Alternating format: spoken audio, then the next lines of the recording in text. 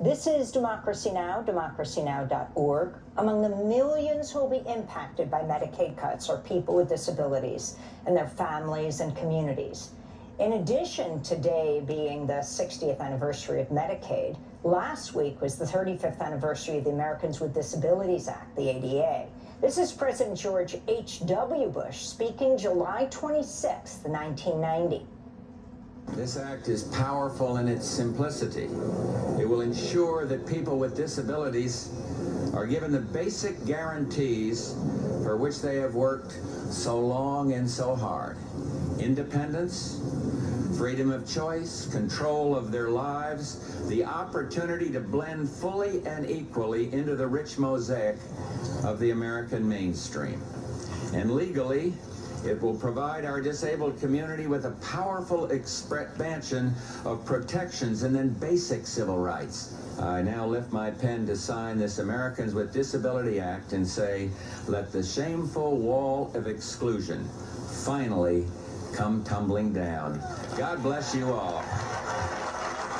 Let the shameful wall of exclusion come tumbling down, said President George H.W. Bush.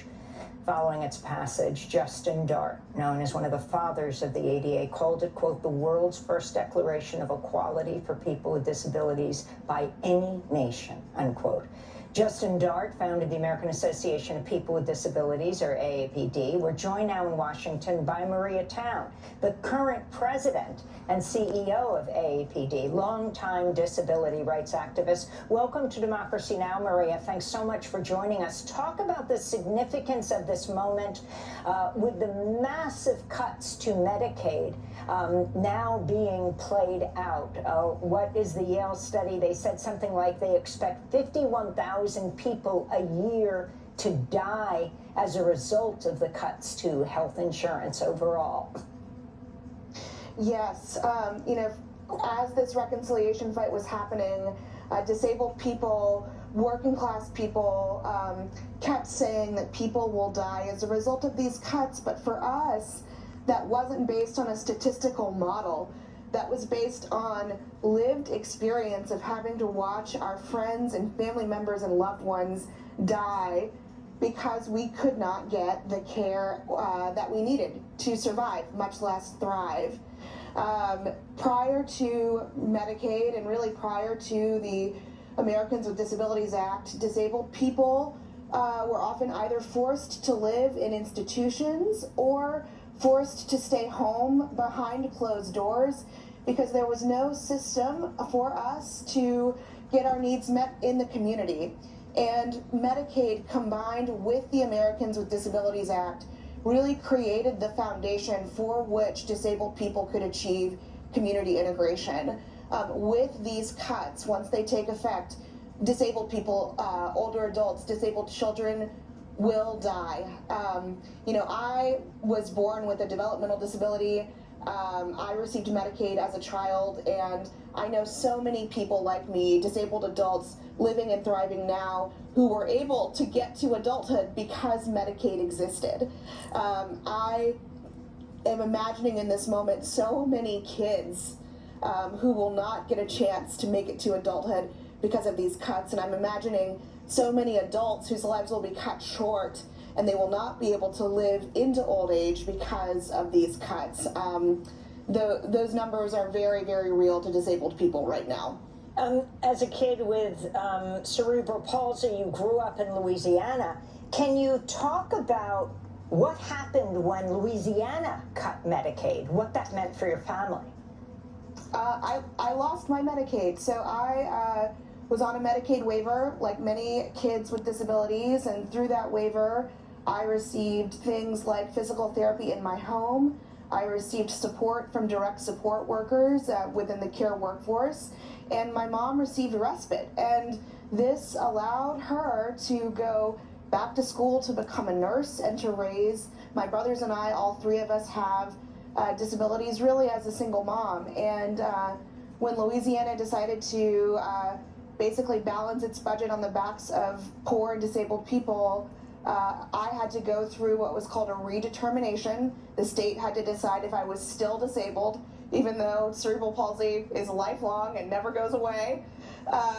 And they decided that I was too smart to need these services, even though, you know, to this day, I still struggle with mobility. I still need support. I still need support every day. I had assistance getting dressed before I could come to this interview, and we lost all of it. And we fought it. We fought it. We went to a judge, and we lost. And today, it is harder for little girls with disabilities to get Medicaid supports than it was for me more than 30 years ago. And that should not be the case. As Ijan said, rather than cutting from Medicaid, we should be investing in Medicaid and other systems that support our kids, our families, and our older adults to really live with dignity and thrive in their communities. I want to go to a testimonial video made during the Medicaid vigil of Brian Coppola, who is legally blind and hard of hearing.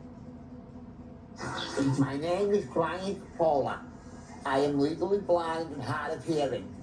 I rely on Medicaid or Mass Health, as it is Massachusetts' version of it, because I can get transportation to and from doctors and facilities of medical nature due to the fact that I'm legally blind.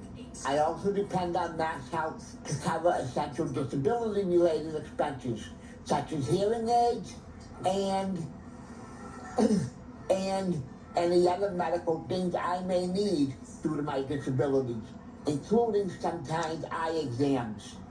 It would be a disaster to take my Medicaid away from me and put some working requirements in when I need the insurance the most.